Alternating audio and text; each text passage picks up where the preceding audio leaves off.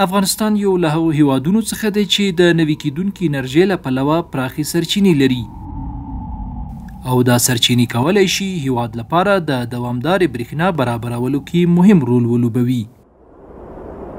د افغانستان برېښنا شرکت مشرتابه له دغو لویو ظرفیتونو څخه په ګټې اخیستنې له بادي او لمریزو سرچینو څخه د برېښنا د تولید لپاره اقدام کړی دی. زموږ هیله او ارمان دا ده چې هرې کورنۍ ته هرې فابریکې ته برق ورسوو. هغه کور چې د یو غره په لرې لمن کې جوړ ده، هغه کلی چې په یو ډېره لرې پرته سیمه د ولسوالۍ کې پروت ده، دا زموږ هیله او ارزو ده چې هغو ته هم مطمئنه برېښنا موږ باید ورسوو. زخمونه د هېواد د محبت په ترګنډو وطن آبادوو، وطن آبادوو. نوي کیدونکي برېښنايي انرژي افغانستان کې د دوامدارې برېښنا لپاره نوې تګلاره.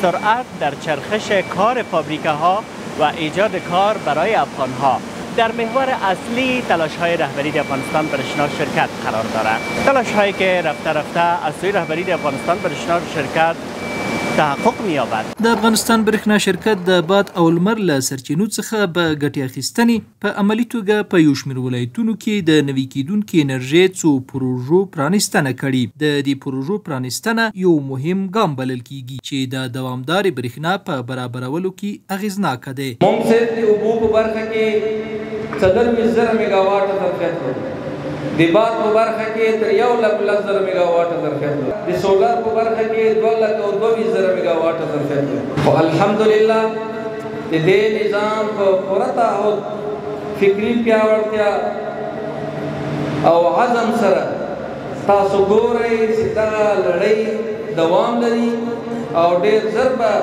موږ خپلو هېوادوالو ته د برېښنا کمبود انشاءالله راوړو.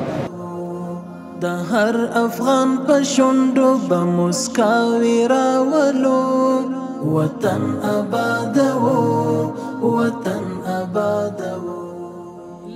د نوي کیدونکو انرژیو لکه د باد او لمر څخه د برېښنا تولید پروژې چې تازه د افغانستان برېښنا شرکت مشرتابه له لوري په ولایتونو کې د چارو پیل پرانیستنه شوې، صنعتکاران یې خپلو سوداګریزو فعالیتونو ته هیلهمن کړي دي او هر یو یې چمتو دی چې خپلی پانگوانی پراخی کری.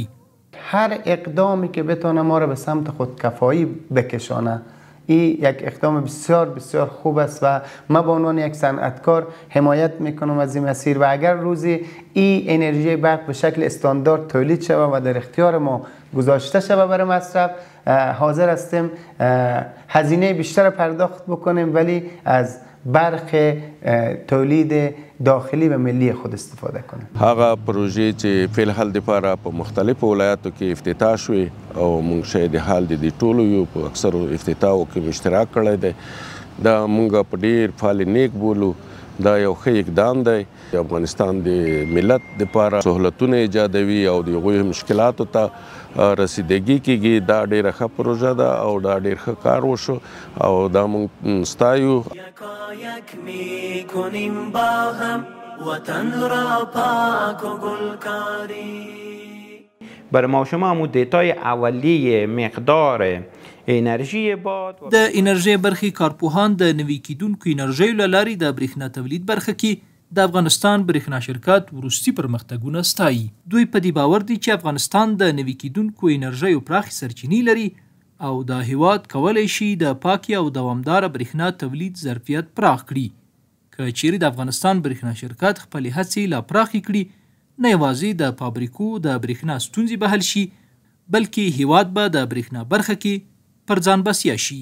در مجموع بگوییم انرژی های قابل تجدید در افغانستان خیلی زیاد است. همونطور گفتم مثل آفتاب، مثل باد و مثل آب که اگر ما از اینا بخوایم برق تولید کنیم تمام مردم افغانستان میتونن از برق مستفید شون و در کنار از اون میتونیم که در بخش صنعت هم از این استفاده کنیم و که این انرژی در پلی از اینکه مزایاش خیلی زیاد است از انرژی قابل تجدید، خوبی دیگه ایشی است که زیادتر رایگان بر ما و شما تمام میشه.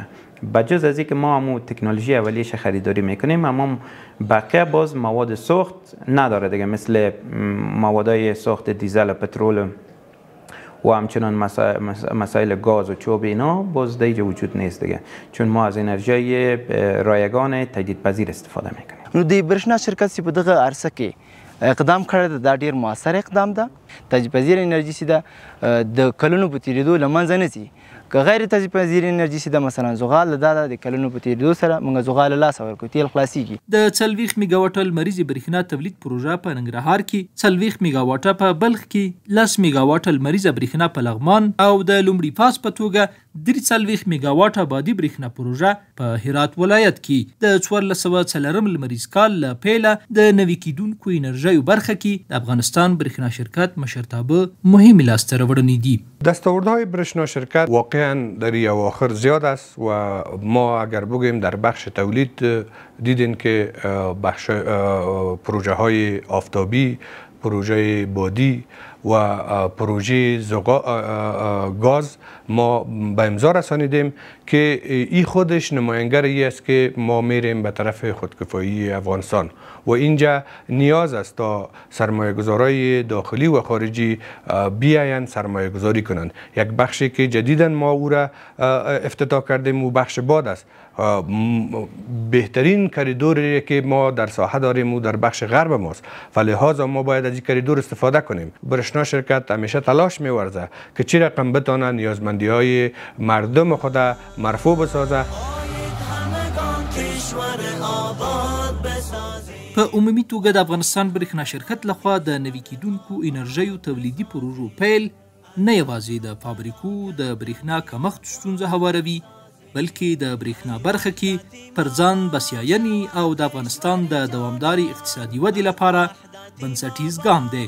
دا بهیر د یوه روښانه او هیله بخونکي راتلونکي زیری ورکوي. یک دست شویم کشور بنیاد بسازیم.